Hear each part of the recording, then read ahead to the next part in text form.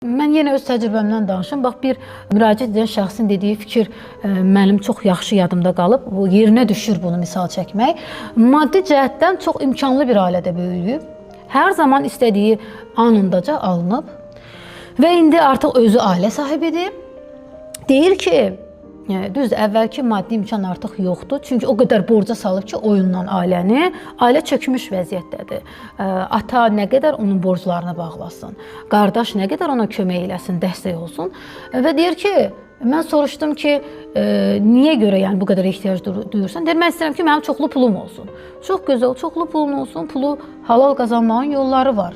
İşləyirsən, zəhmət çəkirsən, birini işlədirsən, bəli, qazana bilərsən. O deyir ki, axı indi mən o qədər güclü pul qazana bilmirəm və mən deyir ki, niyə mənim ən son model çıxan iPhone-um olmamalıdır? Səbəb bunu gətirdi və mən təəccübləndim ki, bunu təəccüblənsəm də belə mən təbii ki, psixoloqlar heç kimi buradan qınamaq haqqım yoxdur.